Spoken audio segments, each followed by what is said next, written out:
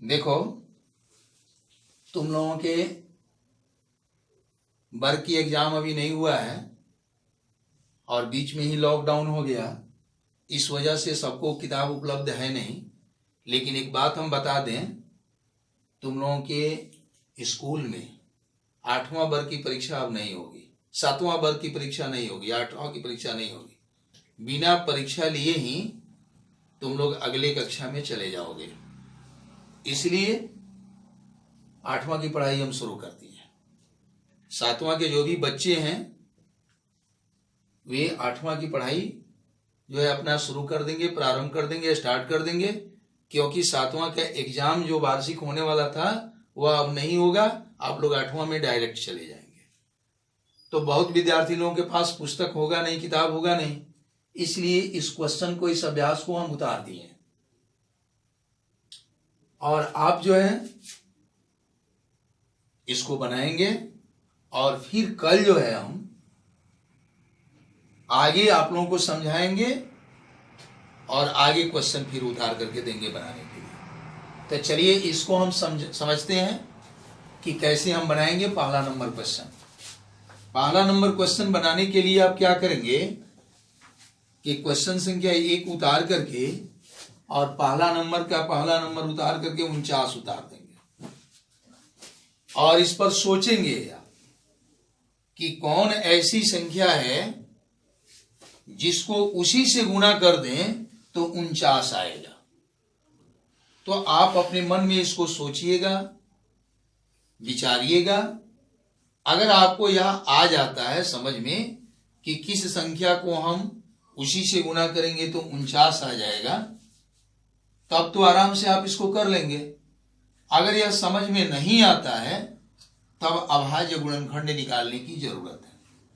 तो यह तो सबसे आसान है कि 7 को हम फिर 7 से गुणा करेंगे तो 49 आ जाएगा। तो इसलिए 49 एक पूर्ण वर्ग संख्या है। यहां लिख देंगे सीधे कि 49 पूर्ण वर्ग संख्या है।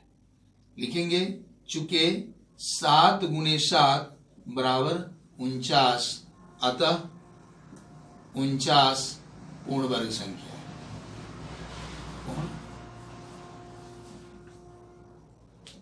वर्ग संख्या।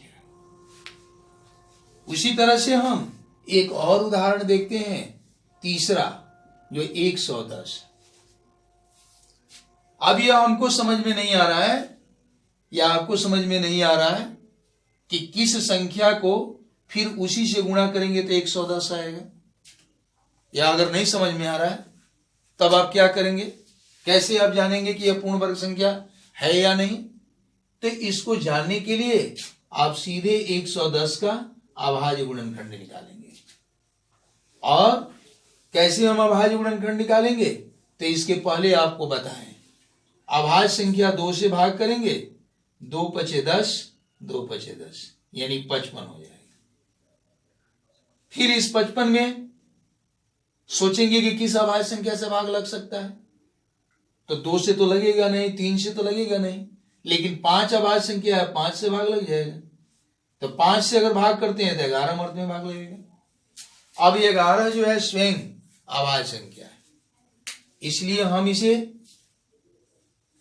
आगे भाग करने की कोशिश नहीं करेंगे और 110 को हम अभाज्य गुणनखंड के रूप में लिखेंगे 2 गुणे 5 गुणे 11। अब देखिए यहां पर न 2 का वर्ग है, न 5 का वर्ग है, न 11 का वर्ग है। 2 का जोड़ा रहता तब 2 को हम वर्ग के रूप में लिख सकते थे, 2 स्क्वायर। 5 का वर्ग रहता तो 5 स्क्वायर लिख सकते, 11 का जोड़ा रहता तो 11 स्क्वायर लिखते। लेकिन इस तरह से वर्ग के रूप में संख्याएं नहीं है, तो हम लिखेंगे कि 110 पूर्ण वर्ग संख्या नहीं है। लिखेंगे अतः 110 पूर्ण वर्ग संख्या नहीं।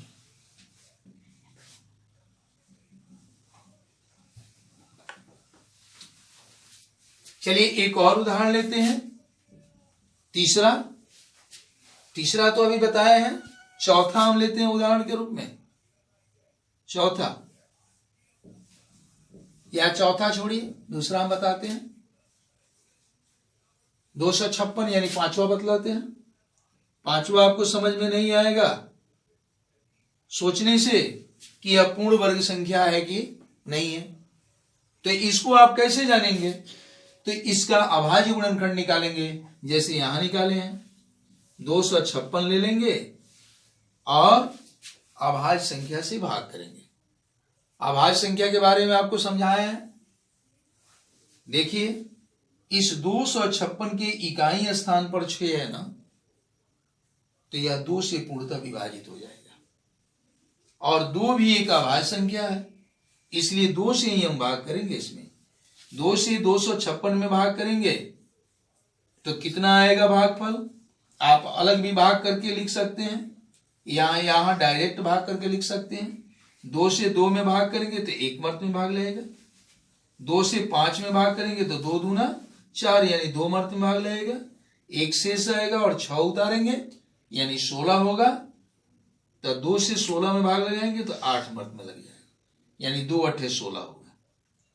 फिर देखिए, इसमें 2 से भाग लग जाएगा, 2 छक 12, 2 चौके 8। फिर 2 से भाग लग जाएगा, 2 तिया 6, 2 दूना 4। फिर 2 से भाग लग जाएगा, 16 होगा। फिर 2 से भाग करेंगे, 8 होगा। फिर 2 से भाग करेंगे, 4 होगा। और इस 4 में फिर हम 2 से भाग करेंगे तो 2 आएगा। यानी नीचे शेष के रूप में अभाज्य संख्या आ जाए तब भाग की क्रिया हम बंद कर देंगे और 256 को हम अभाज्य गुणनखंड के रूप में लिखेंगे। किस किस संख्या से हम भाग किए? तो विदित है कि केवल 2 2 2 से हम भाग किए। इन 2 को गिन लीजिए कितने बार है। 1 2 3 4 5 6 7 8, यानी 2 को हम 8 बार लिखेंगे। यहां पर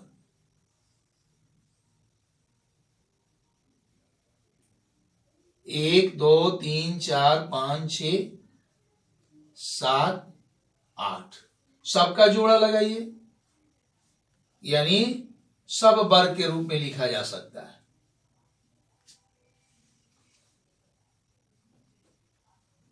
देखिए, यहां सभी संख्या वर्ग के रूप में है, यानी घात के 2 के रूप में है। कोई संख्या शेष यहां नहीं बच रहा है, बगैर घात का कोई संख्या नहीं।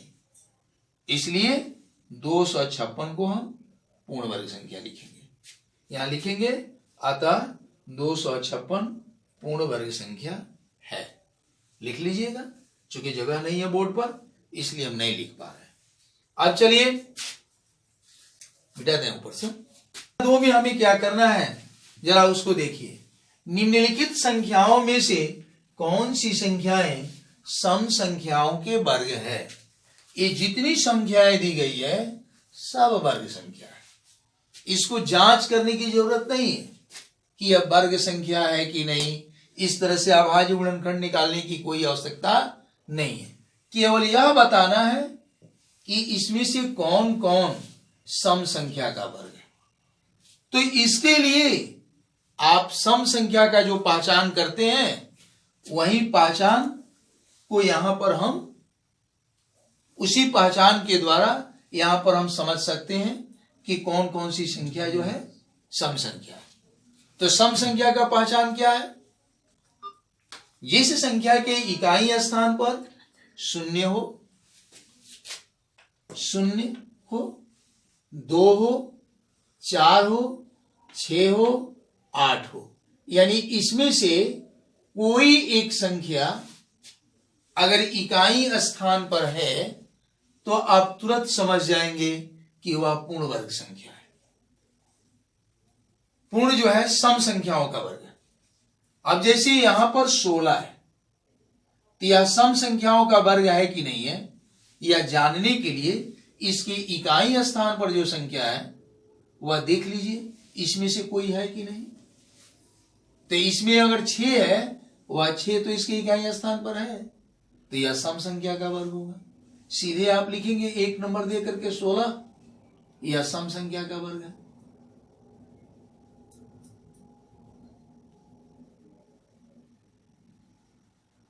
वर्ग है। अब देखिए दूसरा को समझना है तो दूसरा दे करके 121 उतार दीजिएगा और इसके इकाई स्थान पर आप देखिएगा जो संख्या है इकाई स्थान पर वह इसमें से कोई संख्या है कि नहीं। तो देखिएगा कि इसके इकाई स्थान पर 1 है और इसमें से कोई वह संख्या नहीं है, यानी इसमें से कोई संख्या इकाई स्थान पर नहीं है। तो आप सीधे समझ जाइएगा कि यह सम संख्या का वर्ग नहीं है। तो लिखिएगा यह सम संख्या का वर्ग नहीं है।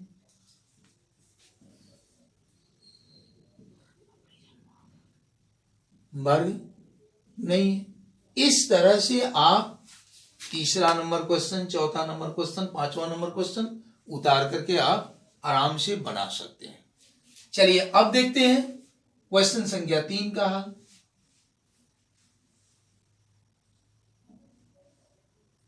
क्वेश्चन संख्या 3 का हल आपको हम समझा रहे हैं। देखिए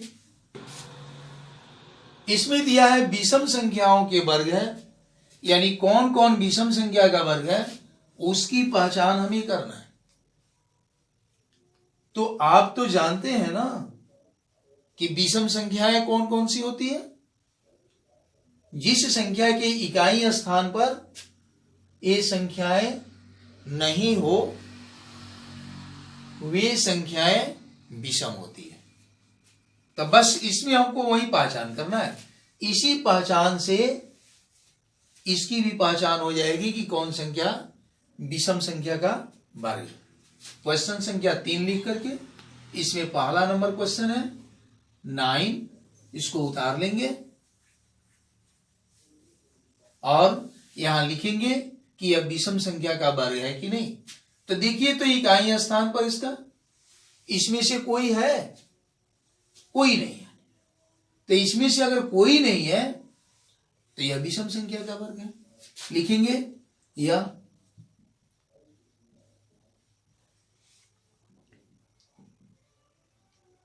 विषम संख्या का वर्ग है। दूसरा देखिए, दूसरा 36 है, इसके इकाई स्थान पर 6 है, जो इसमें से एक संख्या 6 है, यानी इसमें से संख्या एक इकाई स्थान पर आया है। तो यह सम संख्या का वर्ग है लेकिन विषम संख्या का वर्ग नहीं है। तो लिखेंगे यह विषम संख्या का वर्ग नहीं है, यह विषम संख्या का वर्ग नहीं।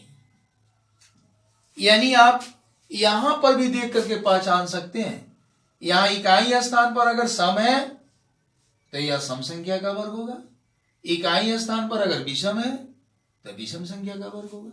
यहां इकाई स्थान पर विषम है तो यह विषम संख्या का वर्ग लिखेंगे, यहां इकाई स्थान पर सम है तो लिखेंगे यह विषम संख्या का वर्ग नहीं है। उसी तरह से यहां देखिए इकाई स्थान पर सम है तो लिखेंगे यह सम संख्या का वर्ग है, और यहां इकाई स्थान पर सम नहीं है तो लिखेंगे यह सम संख्या का वर्ग नहीं। इस तरह से हम क्वेश्चन संख्या 3 में तीसरा नंबर क्वेश्चन, चौथा नंबर क्वेश्चन सबको उतार करके बारी बारी से लिखेंगे। इस तरह से बनाकर आप सभी क्वेश्चन आप तैयार रखेंगे। जब कोचिंग खुलेगा तो आप लोगों को हम जो भी प्रॉब्लम होगा, जो भी समस्याएं होंगी उसे हम दूर करेंगे, और आप जो बनाए रहेंगे उसको भी हम देखेंगे कि आप बनाए हैं या घर पर पूरा मौज मस्ती की है। इसी के साथ आपको बहुत बहुत धन्यवाद।